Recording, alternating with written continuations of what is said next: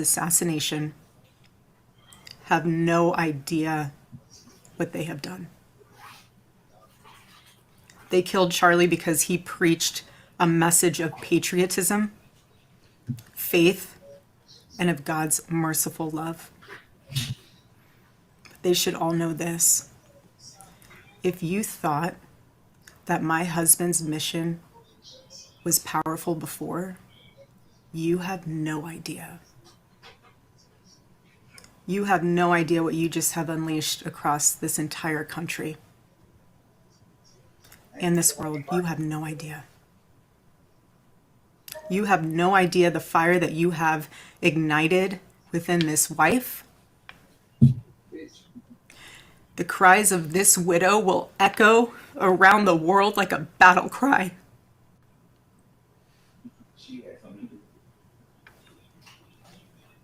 To everyone listening tonight across America, the movement my husband built will not die. It won't. I refuse to let that happen. It will not die. All of us will refuse to let that happen. No one will ever forget my husband's name, and I will make sure of it. It will become stronger, bolder, louder, and greater than ever. My husband's mission will not end, not even for a moment. And one of Charlie's greatest talents was his ability, this phenomenal ability to choose great people to follow him. There we have it. We are hearing from Charlie Kirk's wife, Erica, a few days after the assassination, which I think we're a week into the assassination. But everybody, welcome to the page. This is your host here, Lord of Lips, and I do have a guest in the building. Go ahead, announce yourself. What's going on, everybody? Lane here. You got something coming down the pipeline soon? Yeah, I got some stuff in the works, man. I'm not gonna say too much yet. I feel like I've rambled enough. I gotta have some action. I felt like it was a pretty good day to have a guest on to kind of hash through some of this stuff that is going on now. For the viewing audience out there that has followed along with the page, first, you guys know kind of the routine: like and subscribe, share the page. But let's get our interactions up. So let's hopefully the chat is working today. If you're viewing right now, try to drop a comment. Let's make sure that the chat is working today. Get the comments and stuff in. But what I was getting ready to say is, if you guys have been following, we covered last week, or we covered on Sunday, I think it was Sunday or Monday, this whole Charlie Kirk situation, and just kind of like the state of what's going on with as far as political violence and just the whole Western nations and even some other things. We covered that all last episode. But like the intro here, like I said, we heard from his wife, Erica.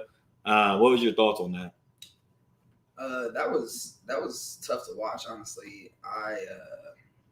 Obviously there was some confliction there. You got to feel for a widow in these situations, but it definitely felt forced. It felt weird, and it felt soon.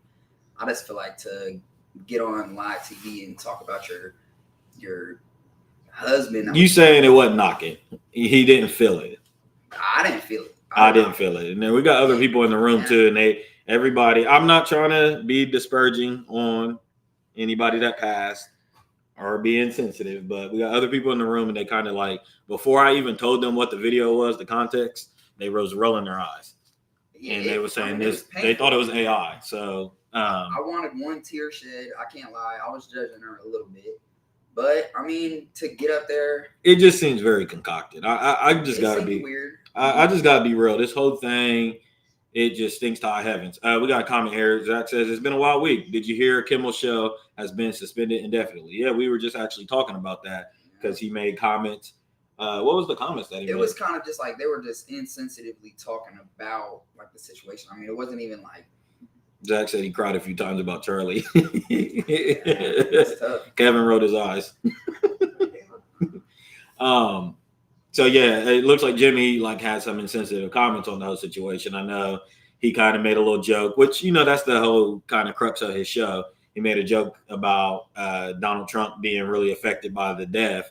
And then he cut to a cutscene of the reporters asking Donald Trump how he felt in the aftermath of the assassination. And Donald Trump said, "Oh, I'm doing great." And then he switched gears over into the ballroom that's being built at the White House. And I mean, that's just a mechanism of Donald Trump that I think is embedded in him. I think we're so far into Trump's reign over the last, you guys got to remember, we're in year 10 of maybe 10, 11 years of this political version of Trump. He started his campaign in 2014, 2015, and it's 2025 now. So I think that we're starting to forget that Donald Trump as a whole is a narcissist. He's literally a narcissist.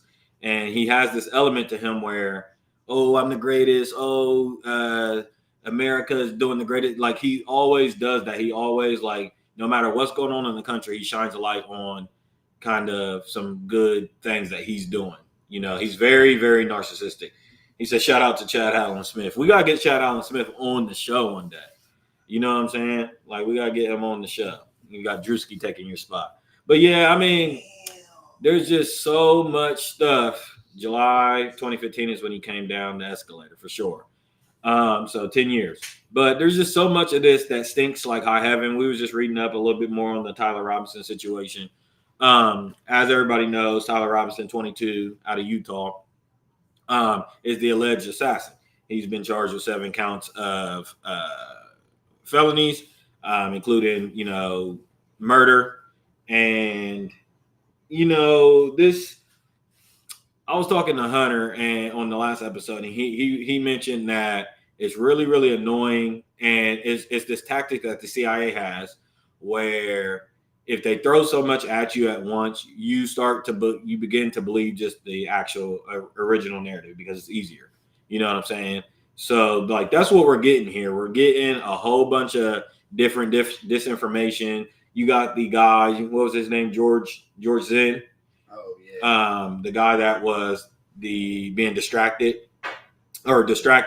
to let the original shooter. Yeah, the original shooter. He's the one that allowed Tyler Robinson to allegedly get away. And so that's documented. Yeah. So it was a setup or what was a setup? The shooting? The shooting was a planned shooting. Yeah. But he was arrested at the scene. Now the question is, Randy Fine from Florida, who's a congressman, said that Tyler Robinson should be shot by a firing squad. But he's in Utah, and the thing is, Utah's, if I'm not correct, if I'm not mistaken, they have a firing squad for the death penalty. Death penalty.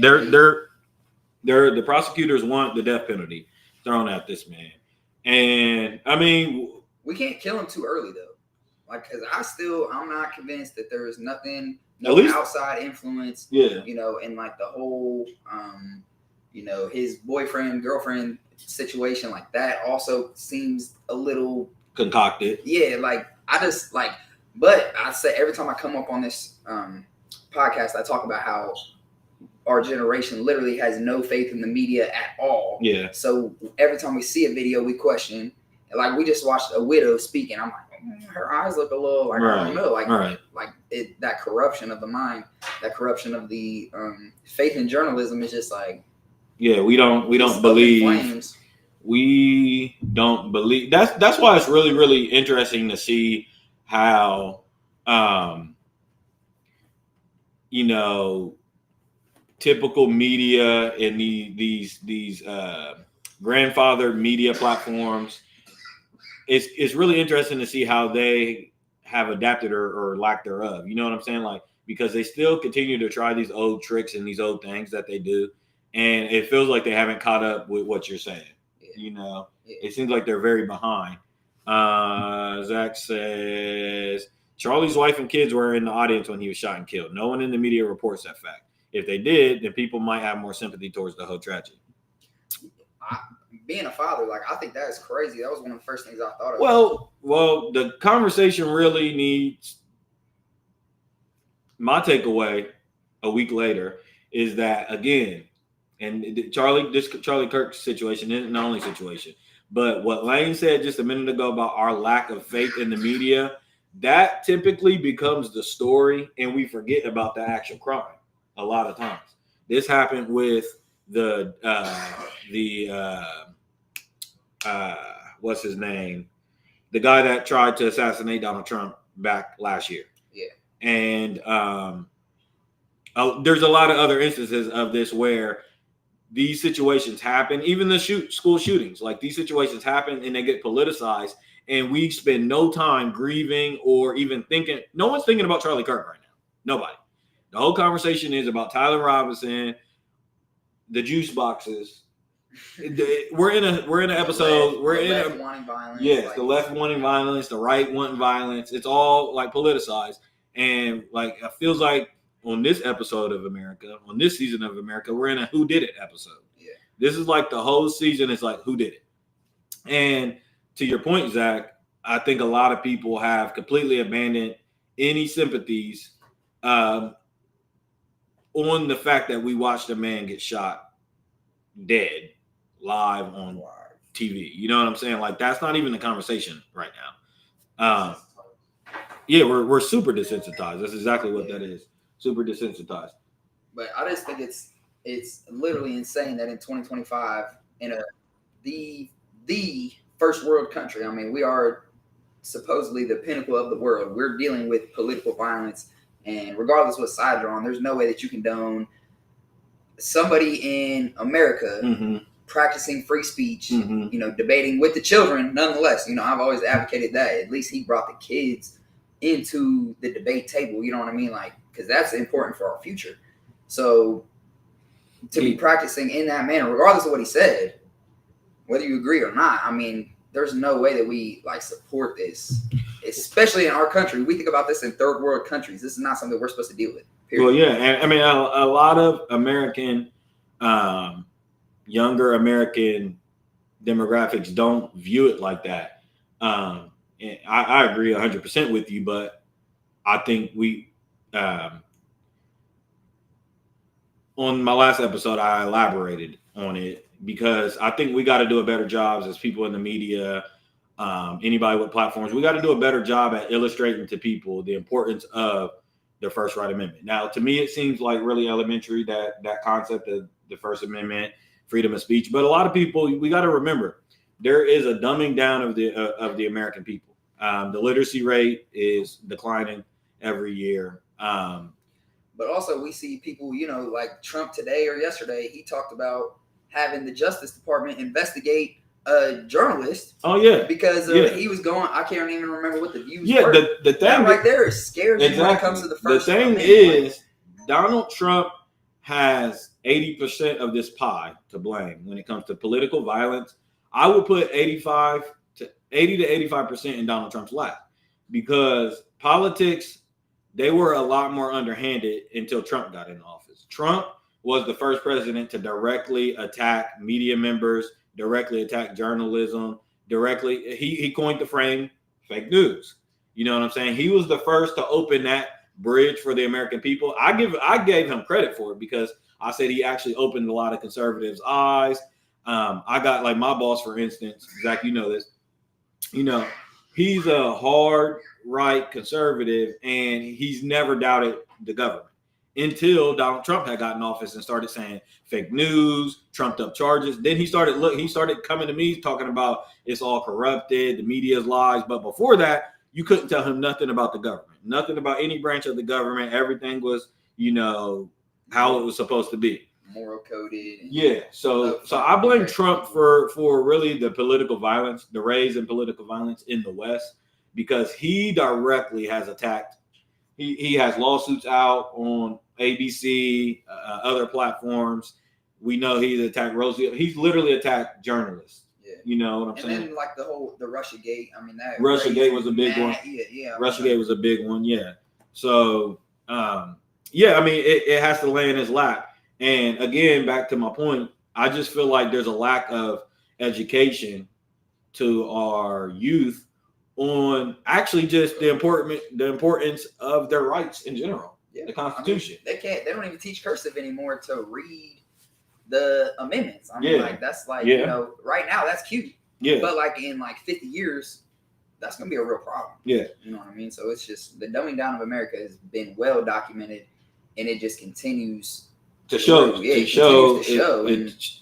Continues to show. He said Rosie the Hut. Yeah, yeah, Rosie O'Donnell. But yeah, it continues to show. And again, to your point, like we have to understand that First Amendment clause is put in the Constitution to separate us as a state versus other nations that don't have that luxury. You know, again, I've said on the stream, but we see a rise in political violence in Europe. I know Lane knows about it, and then even in the Middle East, you know, with the journalist in Gaza being killed. Oh yeah. You know what I'm saying? That's directly political violence, and those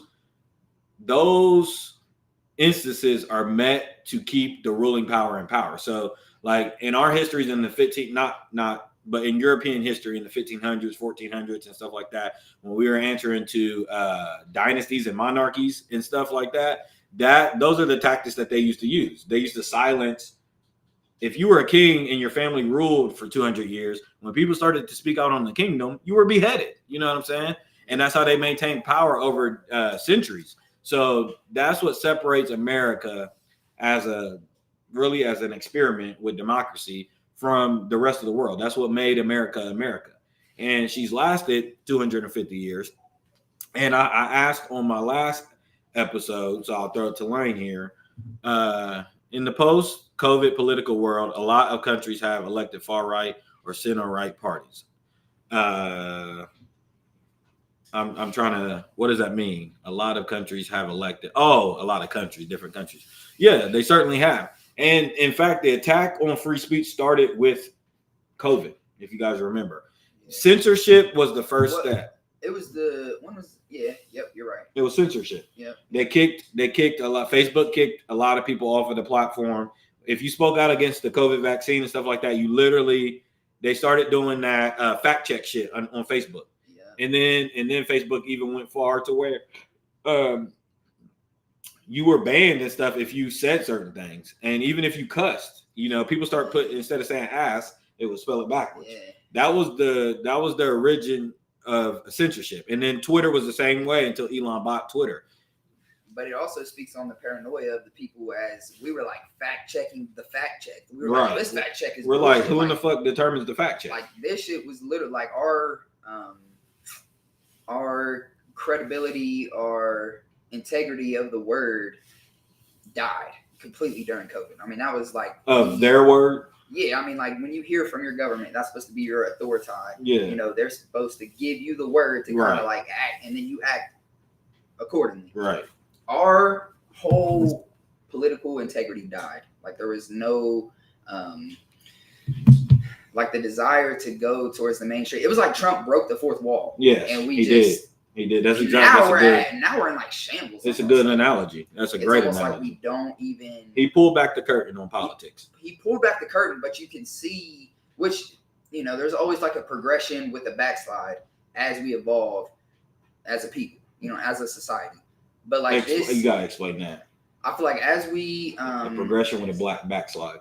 Yeah, so we progress, we let a couple things slide, or we pass a couple laws. And then there's like the backlash of like, no, fuck that. So they come back even harder, double down against it.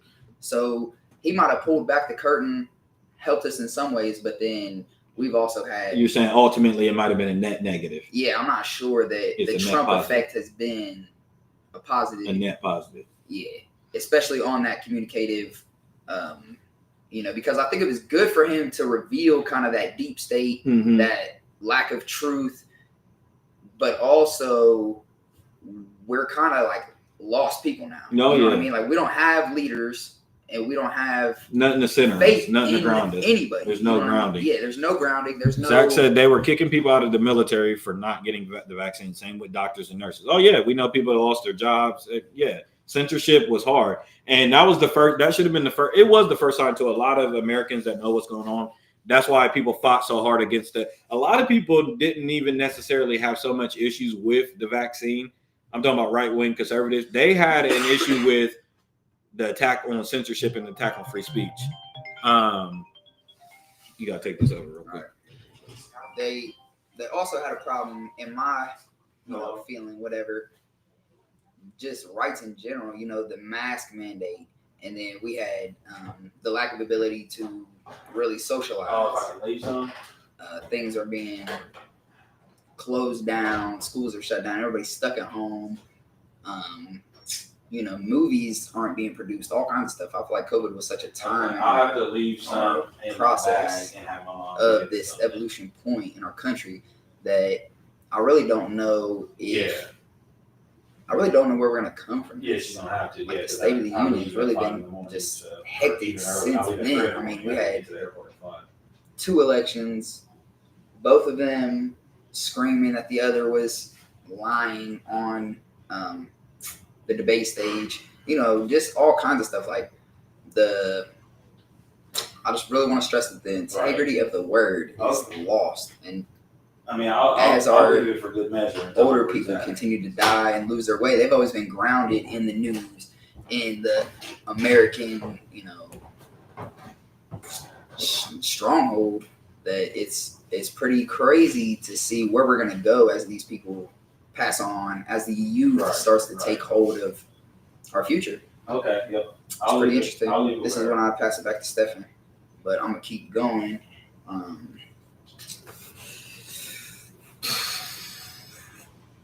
I think that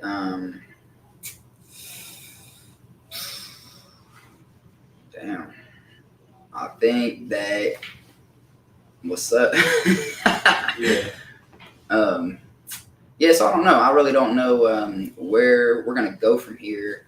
I think that this Trump experiment, especially with the second term, first term, I was pretty conflicted. Second term, I think that he's really going out on a limb, and we're about to really find out how this goes. I think obviously it takes a couple years to get the true results of these experiments, I'll call them, because we've really never had too much of a president like this in my, at least in my adulthood. Okay. I mean, I'm pretty young, but still. I'll give you a call tomorrow or something. Can we just hold this phone call right there? So yeah, I think that's pretty cool. I think that it's gonna be a certain point in history. This is probably gonna be like a very dark point in the history of America. Is how I assume. We could liberate our rights and our word and really shake the shackles. But I'm not sure. I'm just not sure if that's. I don't know. So, what do you feel about the lone shooter, Tyler Robinson? The whole Tyler Robinson thing, I think, is really weird. I want to go back to the first Trump assassination. You shot in the ear. Going back to the media, like, we got very little. I mean, that was covered for a couple weeks maybe, but like they killed that man immediately, and that was it. Like, we didn't really get too much into the investigation. So now we're looking at this Tyler Robinson one, and I'm just questioning, did they kind of, like, I don't know, did they get it right this time and they're just throwing different stuff at it, or is it a different situation entirely? Was this truly a 22-year-old kid that was just raised by a sheriff and then went far left and truly just went off the hinges? No.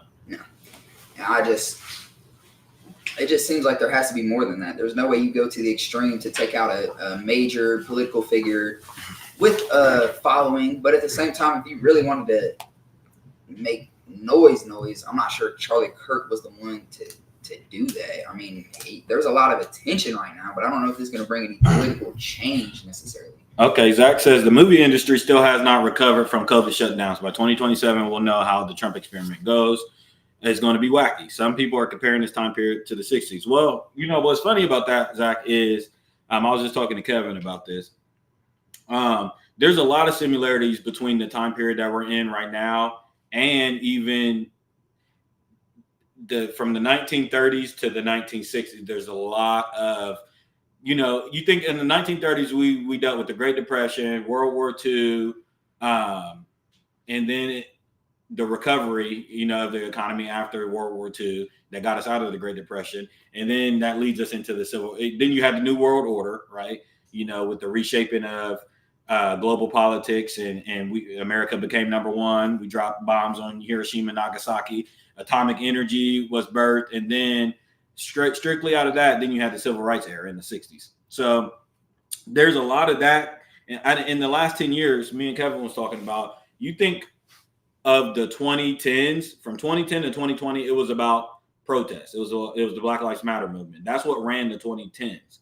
You think Trayvon Martin all the way to George Floyd. That was 2012 to 2020. It was protests in the street in America.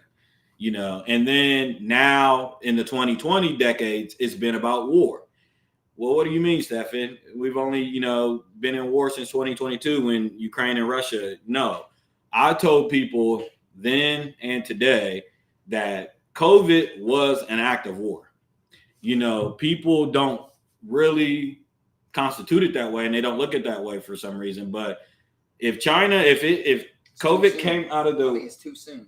We will, as we review this time, it'll be written like this. It'll be written like this. But the Wuhan COVID coming out of the Wuhan lab, which was confirmed this year or last year, which Donald Trump was saying it early on, and he was getting attacked for it. They was calling him xenophobic, but he was accurate, apparently, allegedly. But if it came out of China, and we see how China has positioned themselves over the last couple of years with us, and they sent it over into the United States, that is called biological warfare. You know what I'm saying? They killed millions of Americans, And then the balloon. And then the spy balloon. Okay. The spy balloon. And then what do y'all think that, we still haven't got no closure on? What do y'all think that was? You don't think that they gathered information? That was surveillance. But the drones. I think it was more than surveillance. I think it was surveillance, but I think that they got something too. Yeah. They didn't just surveil. I think it was nope. Because they said it was up there for what, 6 days or something like that? It was a couple of days. That's crazy. And the drones, we never heard anything about the drones. Never heard anything about that the drones. That shit was literally could be aliens. And we know that we've been told there's terror cells all in America and these different things. Because one of the things that's really interesting is, and again, man, I'll be feeling bad because I don't like using a platform to give evil ideas any legs, but the White House is reporting that Hamas plans to use the remaining shields. They plan to bring them up from under the bunkers and use them in the remaining parts of Gaza to stop Israel from bombing Gaza. It puts Israel on the front line. If you want to save your hostages, well, we're going to tie your hostages up and tie them to this land so y'all can't bomb this land no more. You see what I'm saying? And the reason why I say that is, we're seeing different strategies in warfare. And I don't think that China flying over a spy balloon just a few years after the COVID scandal, I don't think that they didn't do anything. I think that they did something. I don't know if they released a probe into the air and the atmosphere. I don't know what data they gathered. I don't know if they dropped another virus off. In fact, I told people, when you look into biological warfare and stuff like that, there's usually a point of contact, right?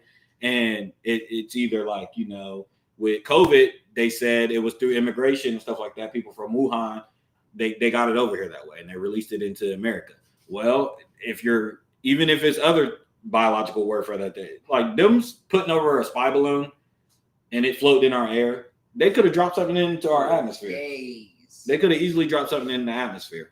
So again, we've been at war, or in this 2020 period is going to be written, like Lane said, is going to be written like war. It's warfare. From 2020 to today, we've been in a constant state of war. We've been constantly spending money on wars, defense budgets, all types of stuff. This will all be tied into World War III. Yeah. When it's taught to our we're in World War III right now. Yeah, this is the we're in there. The trumpet. This is the I'm literally I don't even like to come on here and be screaming and stuff, but this is literally my plea of it's now time to take it serious. This is sometimes I'm I might be getting baited into thinking this is real, this is serious.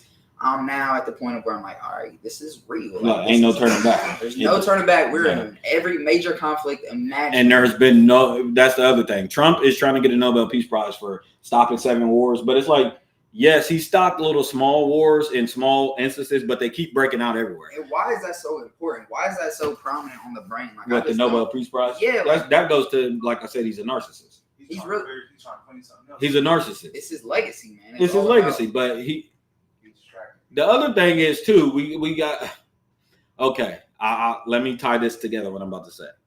Trump is visiting Prince Charles, and in the UK.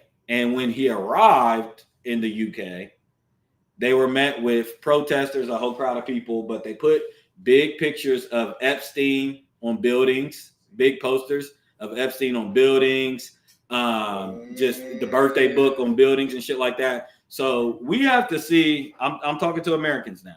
You guys have to see your brothers and sisters over there in Europe. In fact, when war breaks out, Europe usually is the first indicator because we are the spoiled like offspring, basically. sibling, or not sibling, but child Yeah. of the West. America's the spoiled sibling or spoiled child of the West.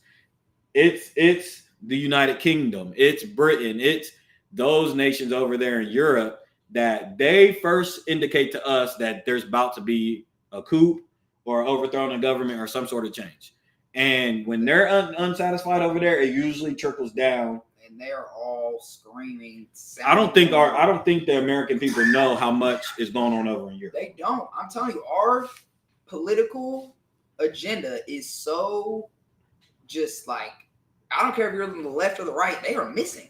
They are missing so bad. It's literally Let me insane. put my picture right there. It wasn't up there. Oh, my bad. Shit. Go ahead. But like, literally sounding the alarm. There's no. They say NATO is in an active war with Russia. Like they've officially come out and documented that we are in active war with Russia. Yes. Belarus is very much like preparing for war. They Lithuania very much preparing for war. Like all these. Read that. You got to read it. 2 months ago, everyone was talking about Iran. What happened to all that? Iran is dried in the desert right now. Dried out completely. Water evaporated. Nobody coming to save them. I don't know. I don't know what's going to happen with Iran. But back to Europe. They, because like, I originally came on here because this man tried to tell us that we're done with the European war. Correct? That's what you said. I didn't say the European war. It's dry. I didn't say the European war. You said Ukraine, I said the Russian war, Ukraine, which is now the European war. My point is that it is in our best interest as a country to let Russia incurge on Ukraine at this point. And I just don't know if that is the answer because NATO, the biggest alliance in the world. Yes. These are all of our siblings in NATO. Yes. Right? So how are we supposed to hold power, be number one in the world if we are allowing our neighbors to because if you don't remember, the last time that I had you on here, we actually talked about Trump's agenda, 2025 agenda, which was America first. And me and you talked about what we thought that meant. And I told you that in my understanding, there's going to come a point where we do turn our back on Israel. And I'll tie this back into Europe. And Israel gets attacked and we turn our back and we don't defend them. And me and you talked about us potentially the likelihood of us turning our back on NATO. Because remember at the time, Trump was trying to levy NATO. But that's why he saw all this coming. He saw all this coming. And now we see that. For sure. I mean, they are. And they have agreed, I think NATO, members of NATO have agreed to raise their defense budget by 2% by 2027 or something like that. A lot of them have, but a lot of them have already delivered on. Britain's government is in trouble. There's probably going to call an early election next year. No one trusts the liberal prime minister. Yeah, Britain is in trouble. All those countries right now. Europe is literally like a it's the epicenter of political violence. Yeah, they're. I'm talking about subway stations. We think that the guy stabbing the Ukrainian girl, that's going on in Europe 24/7. I'm talking about refugees from from Ukraine, refugees from Russia, refugees from Israel and Gaza that flee to Europe that have been under attack in Europe. I've seen videos of refugees getting off planes with the IDF, the Star of David flags, and them and them arriving at an airport and getting attacked by mobs and shit like that. We've seen mad protests in France, in Paris, in Britain, and it's just a sign of what's really going on. And like you said, you did make a good point that Trump did foresee all this coming. Well, it was coming, it was happening, under the last administration.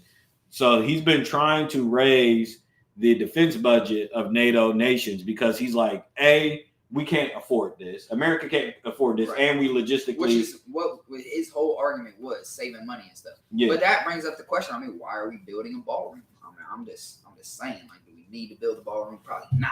But no, we don't. We don't. Japan's prime minister also said he would resign when his party chooses a new leader, aka prime minister.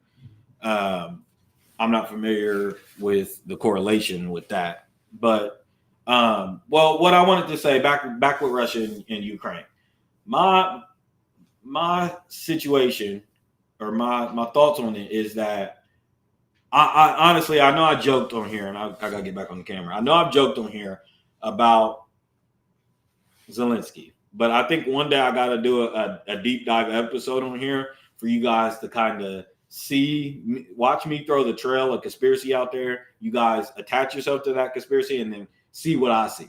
Okay. So the conspiracy is with Mr. Zelensky, who is an actor. You know what I'm saying? That's not me saying it. It's not Lane saying it. It's like he was an actor that played the president of Ukraine. Like before he was in politics, that's what he did. He was an actor. But that's the same thing as Trump. Literally. It is. The same exact correlation. I mean, and well, Sonny knows this. Bobby talks about the global cabal that these high elite people are playing characters, like they're playing a role. Me and you also sat on here and watched the Israeli spy go on 60 Minutes and say the world was our stage. You remember that video on 60 Minutes when he had the black mask? He said the world is our stage. This is just a show and all that. So, is there some merit to that? You know what I'm saying? These entertainers that turn to politicians. And my whole point with Zelensky is that he's been accused of money laundering, the West's money, not just our money, but all of the EU's money and stuff like that. He has offshore accounts. He's worked with the UAE, and he has offshore accounts in Saudi Arabia and in different nations and stuff like that.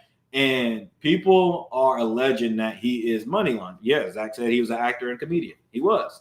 And when I start reading shit like that, a lot of shit starts to make sense. I'm like, hold on. You know what I'm saying? Also, there's a tie with Zelensky and BlackRock. We also talked on here about BlackRock and how BlackRock plays a hand in this. Again, I can recall our conversations, but when you was on last, or one of the times you was on, we covered that hurricane that happened in North Carolina this time last year. Yeah. And remember, the conversation was FEMA not passing enough federal money to help emergency aid. And then the country got in a conversation on why that would be. Yeah. How are we giving all these billions and billions of dollars to Zelensky and all these other nations? And again, we can't take care of our home front. And that's the crux of my issue with this whole Ukraine thing, is that. Which I can sympathize with that. I can understand that. I feel like you definitely have to put America first.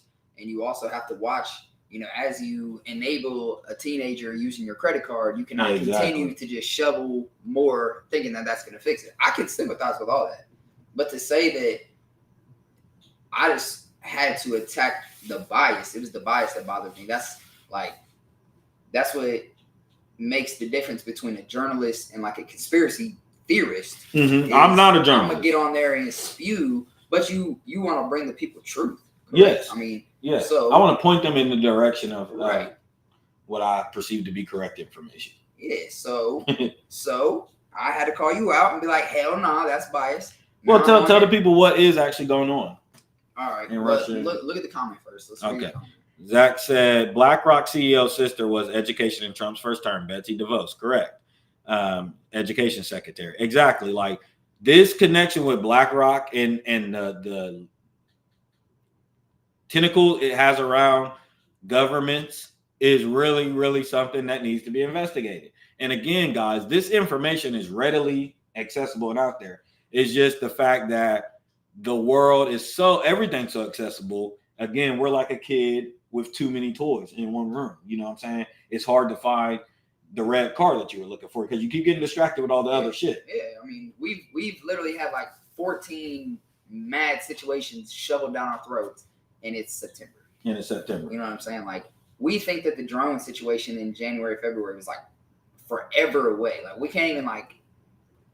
We're not even thinking of that story. We haven't even asked for closure on that story. We haven't asked for closure on the assassination attempt on Trump twice. The president, the sitting president of the United States, can you imagine got shot where we twice. would be right now if Trump died, Charlie died? You know what I'm saying? Like, just it's crazy. It really, really, really, really is crazy. But go ahead. All right, so back to Europe. Russia is, I feel like whenever you put a big bad dog in a corner, they're bound to bite, right? And we could say that Russia has been the aggressor here. In a lot of ways, they have. But at the same time... That is correct, Zach. Go ahead. God, see, that shit's crazy. But at the same time, we have to see that the citizens of Russia are having like a legendary gas shortage right now. Yes. And it's about to be wintertime. So that magnifies the whole thing. Outside of Moscow, like the whole nation, and Russia is big as hell. Mm-hmm. They're all dealing with gas shortages. Most of them are not pro-Russia war, especially at this time. But their economy is just built in such a way. So as we see this gas shortage expand, they're going to have to ramp up the economy. And that, a lot of times, they use war to do that. Oh, yeah. So last week, I think it was maybe this weekend, I can't recall, Russia and Belarus carried on a dual military exercise, showing off some new tanks, showing off some new planes. Letting the West know what they got. So basically there was like 120,000 troops a mile and a half away from Lithuania. They're having this exercise. And how often have we seen the Russians use these exercises as an excuse to invade somebody? You have all the troops there. You're just, you're allowed to do military exercises. The world can't really say too much. Everybody holds them. But we've seen at least 2 times, we've seen Russia use these exercises as a way to invade and catch somebody off guard. And Poland is not going. Poland probably arguably the biggest military in Europe, right? Mm-hmm. I mean, airspace locked down, border completely locked down, railroad, all this. And the railroad plays a big factor into China because China can't get a lot of their goods in because it goes straight through Poland. Right. So that's the conflict it's an access point. It's bigger than just Europe. It really affects everything. Global markets, yeah. Yeah, I mean, it really affects everything. And China is back, they're in everything. I mean, they're in Venezuela, they're in Iran, they're in Russia. China is the big player in all. China is the big player. We always thought it was Russia, but we're watching China Russia China has big brothered us for decades at this point. And the American people are slow to that information because I remember growing up and talking to my friends and just talking to school kids. We didn't know any of what we know today about how it all works. But what we all did know and what we all did say was everybody used to say at the end of whatever we talked about, but nobody can fuck with the U.S.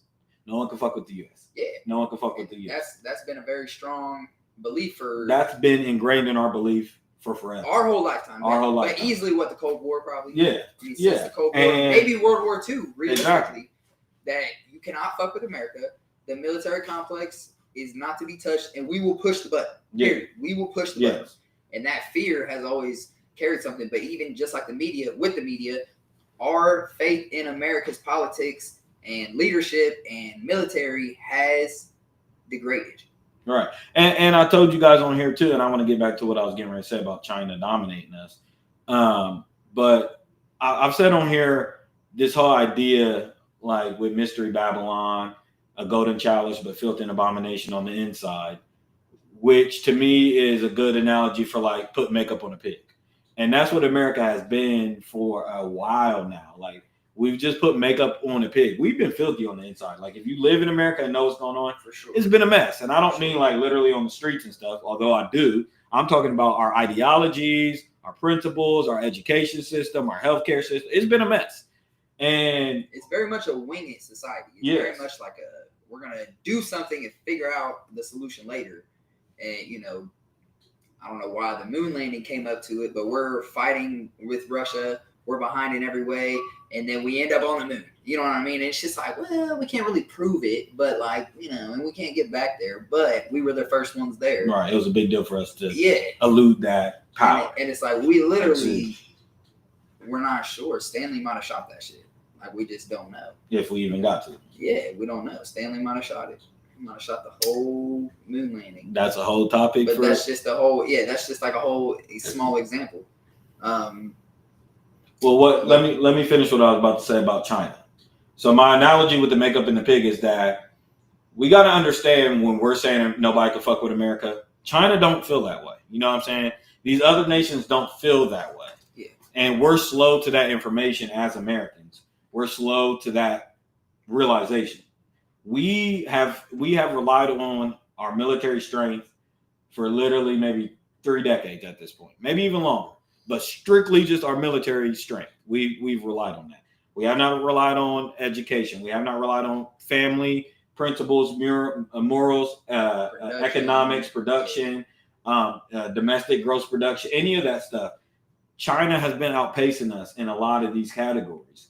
They also, China does the precursor to our medicine. So you can't go to war with a nation that is providing you medicine or providing you food or providing you any sort of resources. It's hard to go to war with a nation that provides you so much. And we know the running joke when we was coming up, everything said what?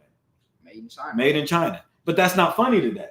It was funny then, but it's not funny today because you can't go to war with that nation that everything that y'all have says made in China.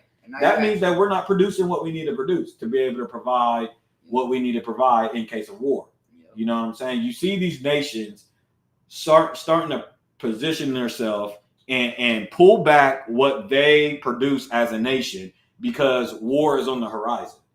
You see how everybody's going America. Every we nation are literally ignorant. Well, Trump has tried to get that rhetoric off, that America First thing. The oil situation with fracking. We talked about that. That I see what he was trying to do because he knows that war is on the horizon. So he has to whip us in the shade. He also does that deceptive thing of like, I'm gonna get a peace prize. Exactly. And I'm gonna. That's his weakness.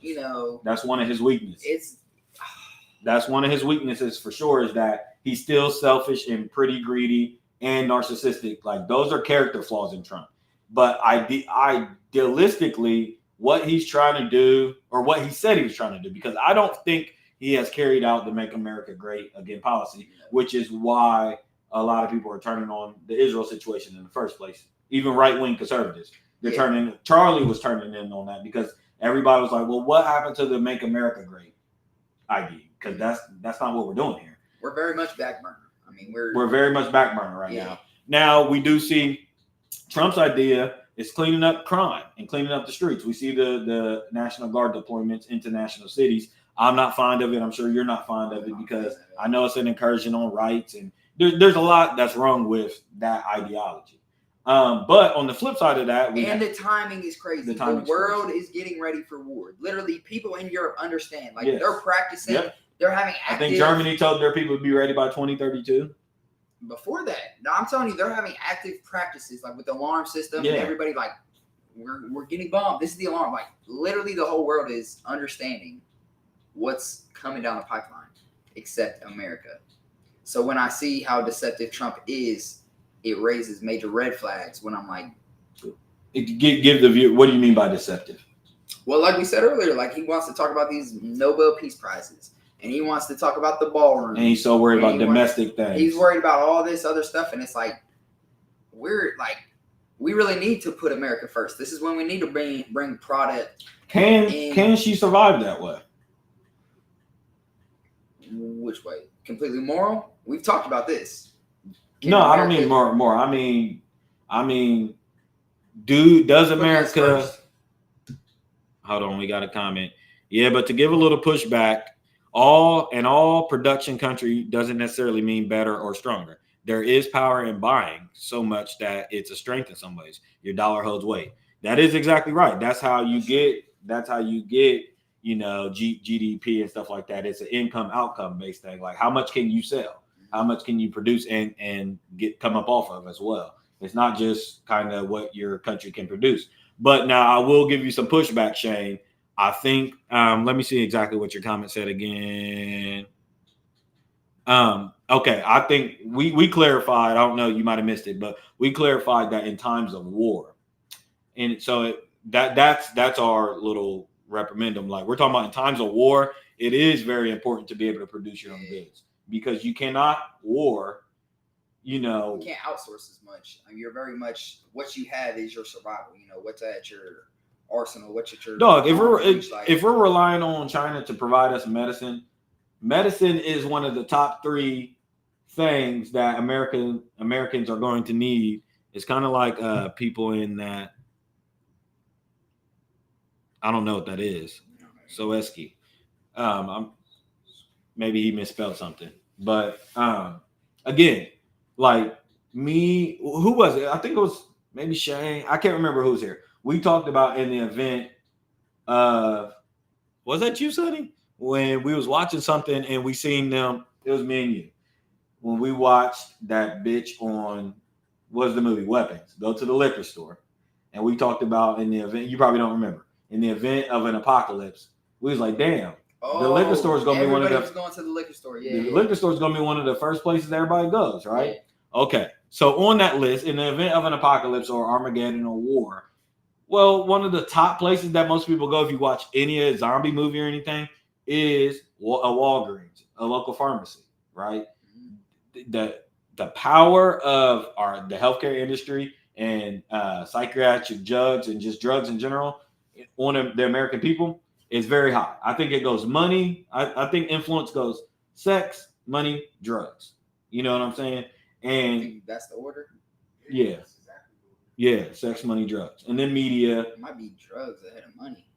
No, money's really the root. There's people that never did a drug, but they would do some crazy things for money, for sure. They say money's the root of all evil. So I think like money is the root of those 2 things, like drugs and sex. But I think sex, long story short, animalistic. Yeah. Psyche. Yeah. My point is that if a country is controlling your precursors, if they're controlling the chemicals that go into the drugs and stuff like that, it's hard for you to go to war against that country. That's why, in fact, that's why NATO is such an alliance, is because they provide each other with so much other goods. You know what I'm saying? You see, now we do trade with China, we do trade with Russia and vice versa, but there's always some underhanded shit between those 3. You know what I'm saying? There's always, okay, we'll cut this off.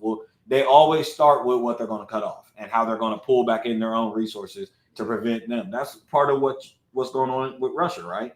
With the oil, is that, right now, Trump is trying to leverage and position the EU to stop. Gotta get on the screen. Sorry, Trump is trying to position the EU. He said more money, more ice cream. Trump is trying to position the EU to stop purchasing Russian oil. Am I right in that? Yeah. Okay. And India and China are saying, no, we're going to continue. Yeah. So a lot of this trade war that we're seeing, a lot of the tariffs and stuff like that has been a war tactic that Trump is trying to use to redirect different countries from doing different. He's like a magician right now. He's doing a couple of different things. He's doing a lot. A whole lot. He's trying to, not only is the tariffs supposed to stifle the economy and do all this stuff, but he's also using them as a tactic to leverage squeeze Russia. Yeah. I mean, because he can't get a peace agreement because Russia's economy would literally crumble if they agreed. But he's also, what point was I going to make? You said he was doing a lot of different things. Right. Yeah, he's just got a lot going on, and I just feel like, I can't remember what my point was. All right, you go ahead. It'll come back to you, but my whole point is that, again, in times of war, the first thing that we see, besides like the degradation of what goes on domestically in each country when they're getting ready to go to war, I'm talking about big picture, outside looking in. What you always see in war, and I'm looking at my map, I'm sorry, is all of those countries, the first thing they do is they pull back their own resources. And we've already seen that. Again, we know like Russia and Ukraine is based off of some lines being drawn as far as who owns what and stuff like that. But it's a part of a bigger war, which is Europe, the West, versus really some Eastern nations in that actually evil. It's India, China, Iran, Russia, or Pakistan. Yeah, it's these other nations that are trying to team up together. In fact, I read that Russia was talking to India and they had some secretive talks and meetings about this whole gas situation, oil situation, and they've agreed to just troop it out together because you see, like Lane said, Trump is trying to, what did you say? He was trying to squeeze out. He's trying to squeeze out the economy. Yeah. He knows that we're not going to win a combat war with them. Yeah, and they're winning their offensive against Ukraine.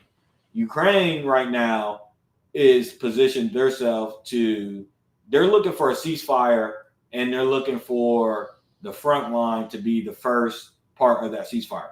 So that indicates that they know that they're getting their ass kicked. Yeah. You know what I'm saying? We've had to deploy North Korea soldiers. We've had to deploy Germany and different other soldiers to the Ukraine front to stave off Russia. On the other side. Yeah, they were with Russia. I'm sorry. Yeah. I misspoke. But Ukraine received maybe Germany. Yeah, there's been a couple of NATO. Yeah, there's been NATO soldiers that have helped with Ukraine because they were losing people by the hundreds of thousands. I mean, they're into their 60-year-old men. They're into their old men front now when it comes to this war. There is argument that Russia's worse off. I mean, Russia's pulling dudes off the street. Russia's blocking borders so that men can't escape the country. But Russia is not on the defense yet. I just don't know about that. I think the war has turned. I think that Russia is now feeling the pressure. I think their back is very much... Feeling what pressure from who? From Ukraine and from just the whole world, really. I mean, they have China. Russia is doing what it was sent to do. Russia is not getting as much funds from China and these other men. They're doing business as usual, pretty much. Yeah. Ukraine has sucked up the West's money. I think it's $829 billion for sure that Ukraine has received. Yeah. You know what I'm saying? And they continue to receive more and more funds.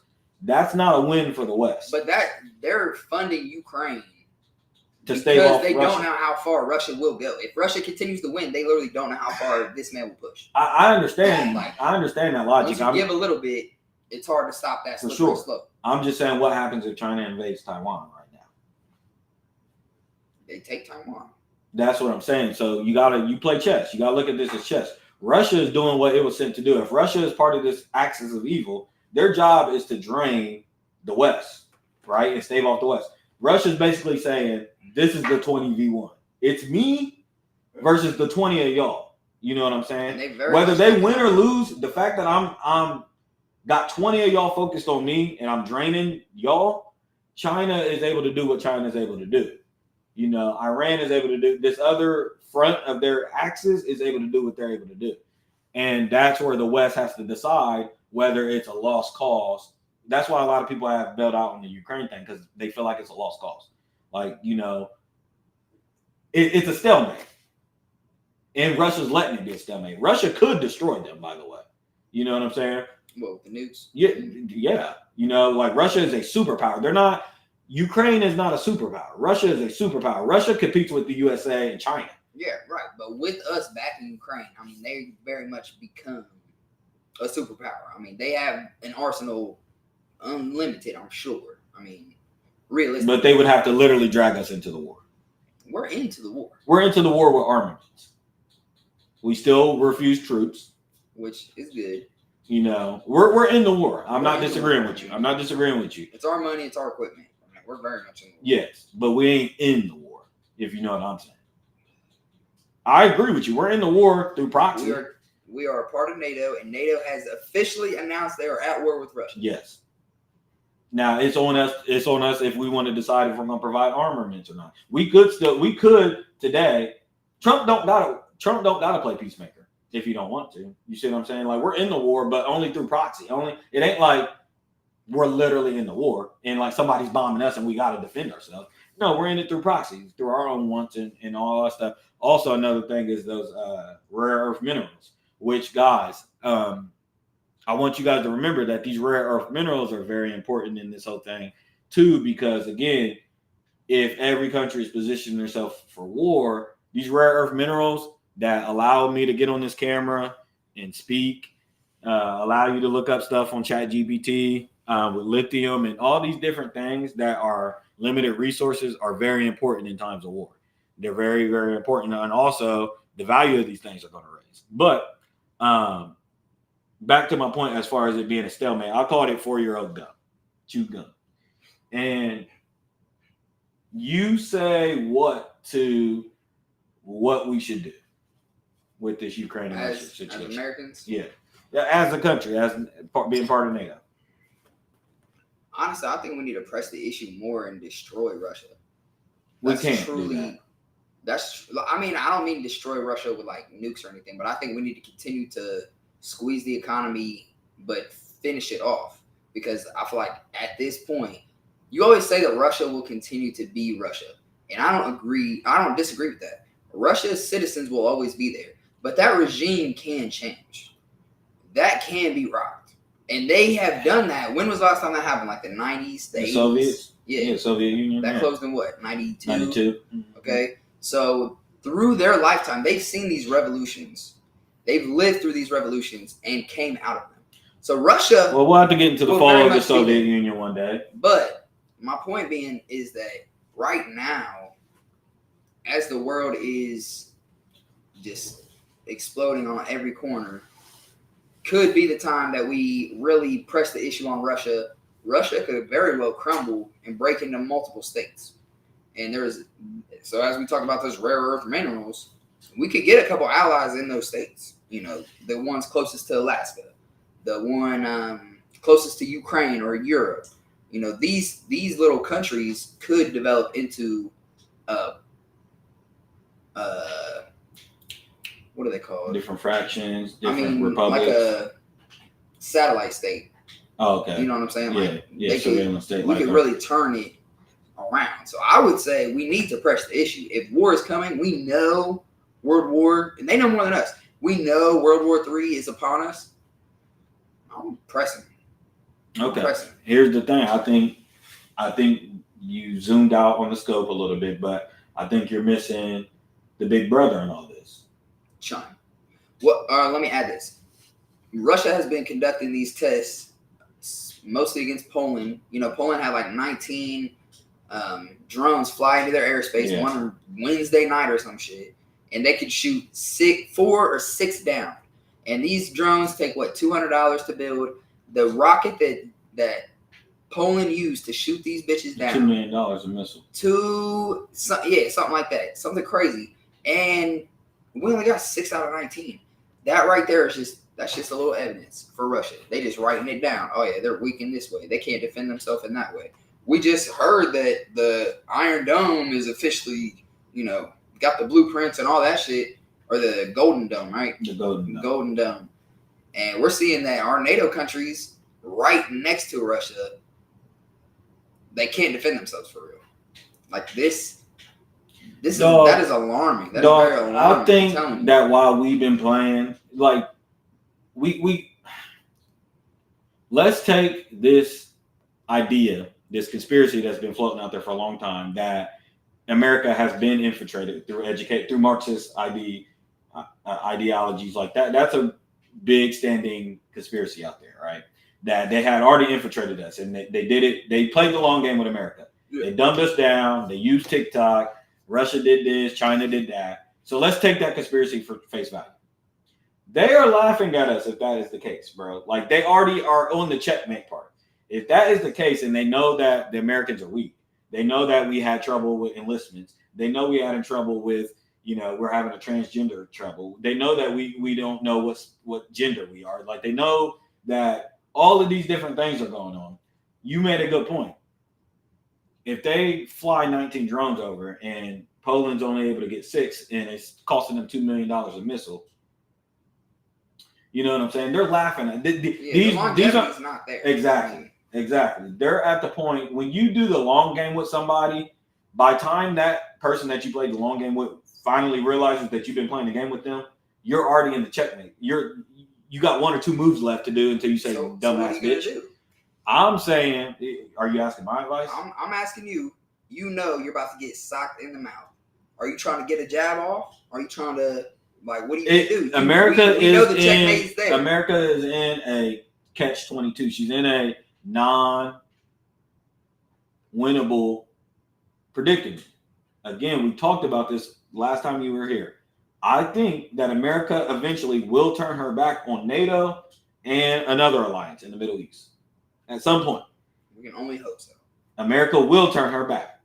In that case, I think America then gets attacked and those countries turn their back on America. Let me be very clear. I mean, Israel would attack America. No. I'm saying our enemies would attack America and Israel would turn us back. NATO would turn us back because we did the same thing. You see what I'm saying? Yeah. So America's in a catch-22 because if she doesn't do that, if America doesn't turn her back on NATO and turn her back, if she doesn't make herself great again and have America first policies and agenda, she's going to fall the other way because she's just going to be drug out in this long game and she can't afford to be drug out in this long game. So I don't think that we're necessarily in a winnable situation. I've only told you that a million times. It's going to happen. You heard it here first. It's going to happen. It's a matter of how you like. You like missionary. You like doggy style.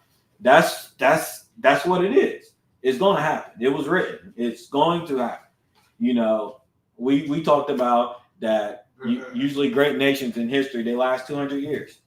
When you think of the Roman Empire and all these different great nations, 200 years, 250 years is always the marking. If you read history, we're going on our 250th year next year. You know what I'm saying? It's they say if you want to learn the future, study the past. So it's very, very naive of us to think that America has another 100 years. You know what I'm saying? Now, maybe she does. I'm just saying history doesn't allude to that. These other great nations have fallen within 200 years of themselves. And I talked about on my last episode that do we even know if democracy as a model really works? Do we know? Here, this was supposed to be the experiment, and of this being the melting pot of the world with democracy. How does that work? This is what Manifest Destiny was all about. And the forefathers, this was their ideology. This was their manifestation. This was their dream. Like, can this idea work? Right? And I talked about on my last episode that this is off of the back of the West getting 310 years of free labor. So America's benefited off of hundreds of years of free labor. Not only that, she still benefits off her free labor through her prison industrial complex, where she's paying, you get paid cents on the dollar if you're in prison, but you work for corporations and you do work. And then she's also doing it through immigration, right? At the border and people without, green cards that get paid under the table, cents on the dollar. So it's like, you take all those three things into play and she's still $36 trillion in debt while she's still cheating people out of money. She's still $36 trillion in debt. So, like, how do we know that if that didn't happen, if none of those things happened, if she operated properly, does democracy even work? Do we know? We don't know. And, especially with the rifts. They're going to call me a Marxist. I am not. They're shutting this down. They're not. I'm not a member of any other fraction. You know what I'm saying? Run through the list and tell them what you're not a member of. I'm not a member of Qatar. I'm not a member of Iran. I'm not a member of China. I'm not a member of any communist party. No communist party. I'm just saying, man. These are He's not things. left or right. I'm not left or right. I'm just somebody that's looking at this outside of being an American. Like I take myself out of the situation and say, I read a lot of history. And when you read history, you have the benefit of reading it from a bird's eye view because it's already written down for you. You're not in it, you weren't there, you weren't left or right, you don't have no feeling towards it. You read it and it's pretty objective.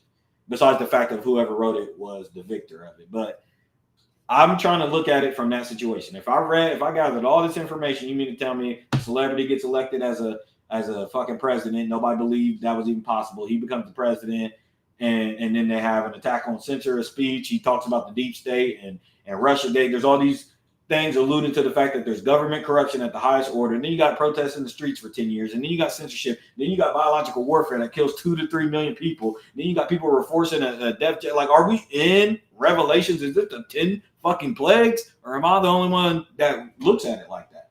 You know what I'm saying? Is this not pestilence, genocide? Is this not starvation? Is this not biological warfare? Is this not locusts? Is this not all these things happening? My point is that if you just read this on paper of all that's going on, you would say, that country looks like it's in trouble. America looks like she's in big, big trouble. And again, she exercises her military might, and she's been able to stave off the world through her military might. We got a comment. He said, I think we give China too much credit sometimes. They have mystique at some point. They got to bust a grape or quit with the boogeyman shit. They got their own things they're dealing with too, like for sure. China isn't walking. Who's there? China isn't no walk in the park. Is that Calvin? Don't come over here. I'm recording. Oh. China has their own issue. In fact, there was, they've tried to overthrow Xi Jinping, and there's a lot of shit going on in communist China. I'm just saying, Shane, when you start, we got something here. Internal battles. Ping keeps having high-ranking military officials getting killed. There's citizens have been rioting and protesting governments and everything. Yeah, that's been going on for a while over there in China. But I think the world is in more trouble. I think the world is more in trouble with us. See, Zach, that's what I'm saying. We have to divorce that ideology. You corrected yourself. I think the world is more in trouble than us. Well, yeah, I mean, you can look at it that way because we're talking about reshuffling of the deck. But I'm just saying we got to divorce this idea that America is big Billy Badass as well. We can be touched, man. I hate to switch gears with this, but we see what a coup is. We see what overthrowing the government is. We see what is the word I'm looking for? We were accusing Russiagate of this, or we see what happens when occupation. We see an occupied government with this Israeli lobby. It couldn't be more clear as day. I know everybody's going, blink their eye twice and be scared and all this different shit, but let's be real about what's going on. You know what I'm saying? I think it's fair to say at this point, and anybody that follows geopolitics will say America seems occupied by a foreign nation. And we thought it was Russia. We was accusing Russia of doing that through Russiagate. We was accusing China of doing that through immigration. We was accusing all these different foreign nations of infiltrating our country and occupying our government. And long behold, it looks like it is. What do you call them? You don't know? Oh, the juice boxes. The juice boxes. Yeah, that's how you get it off without getting too censored. You know what I'm saying? Yeah, it looks like the juice boxes got us occupied because my whole point is that America very much well could be touched. We see that with Israel's actions. But Shane, to your point, we just speak about China like they're all uniformly ready and in sync to take down the U.S.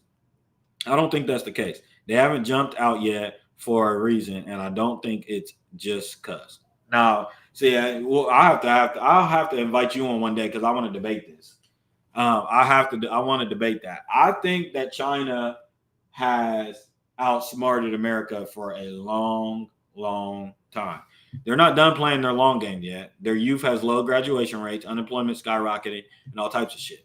I agree with all that stuff. I just think, Shane, that while China is dealing with domestic issues in their country, I think that they're more militarily prepared to go to war. I think their whole government is more prepared to go to war than the American government.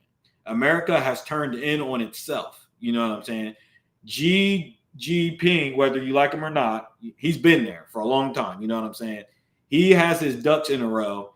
And again, the problem with democracy is that you're given 4-year terms, with a potential repeat, term. So 8 years max. Unless we go to war. But besides that point, I'm just talking about policy wise. It's hard for Donald Trump or Joe Biden or Barack Obama to really get our governmental body to move in a certain direction because we change every 4 years directions. You see what I'm saying? So when you got these, other different forms of governments like China, he's been able to pretty much get his administration ready for 20 years. You know what I'm saying? He's able to play the long game better than we are because we turn in on ourselves a lot due to our politics. So that's where I think China has just outsmarted America for quite a while now. And just the fact that their output and input, China controls a lot of the global trade market. I know that we're number one when it comes to that, but we're number one due to our military force. Like we kind of bully places. Like we don't really produce like China does. Now our GDP is more than them, but that's because we like steal from other nations and then export it out. China really has the means. I mean, look at the map.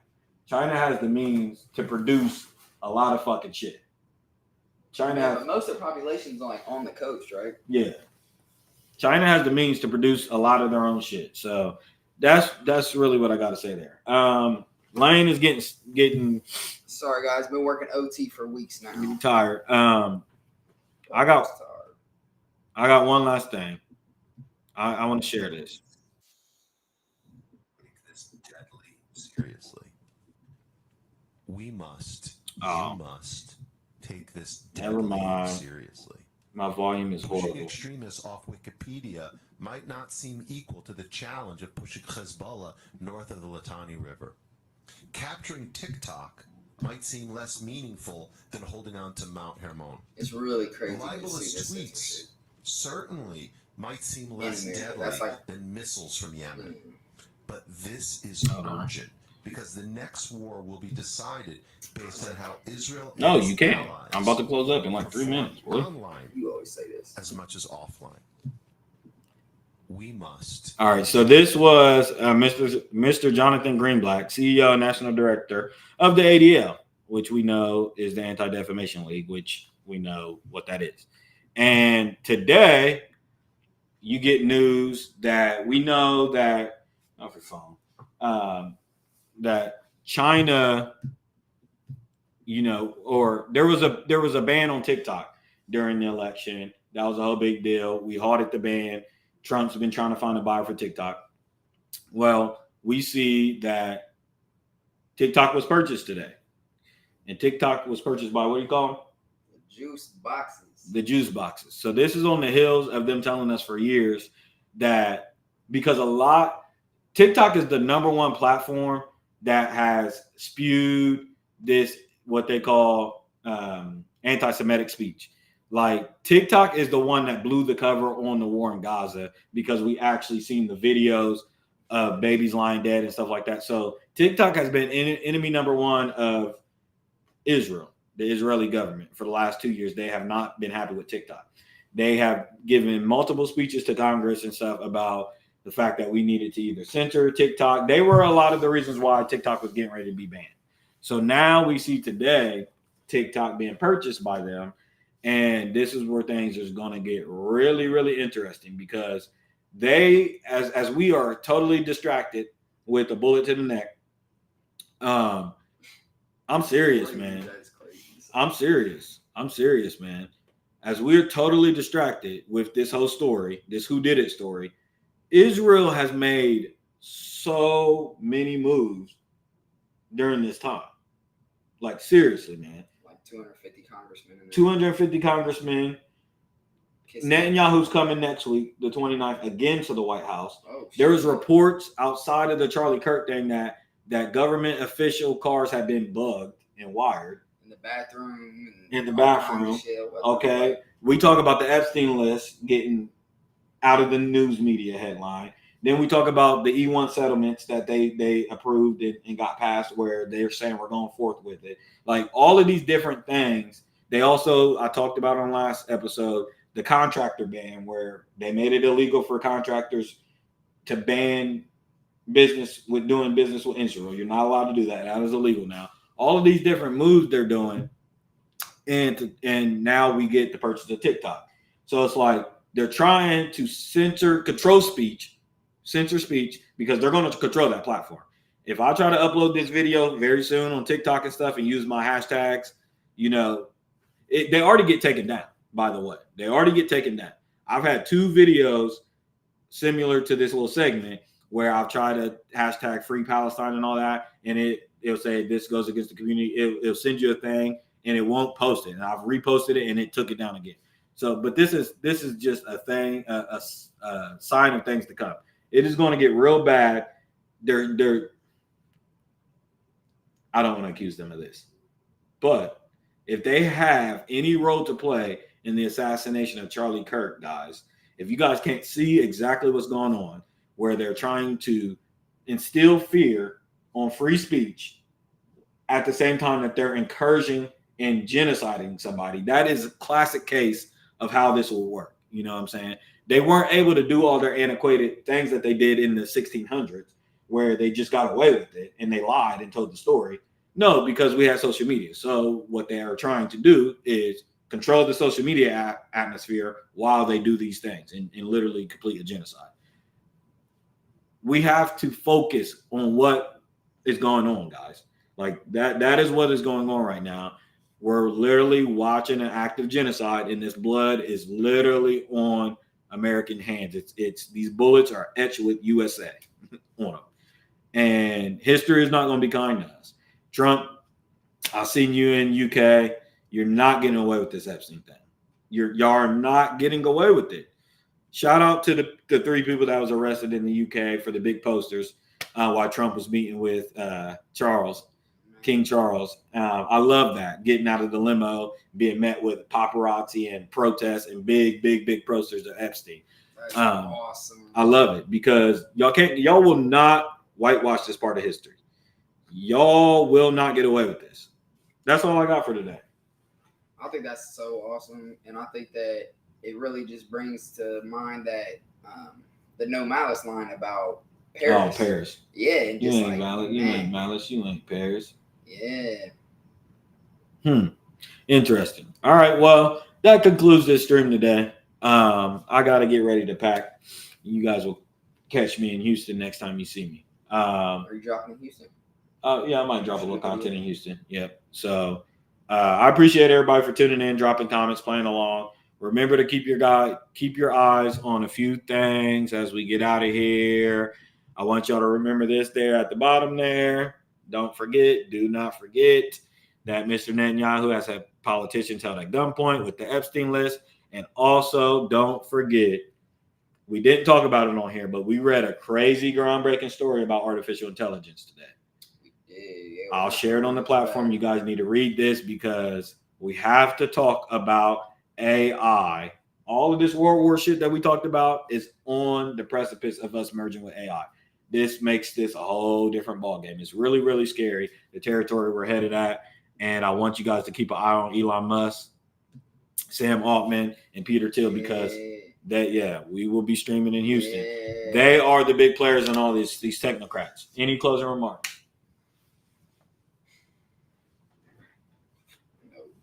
Lane has no closing remarks. Again, God help us all. May God sort them out. We out. Peace.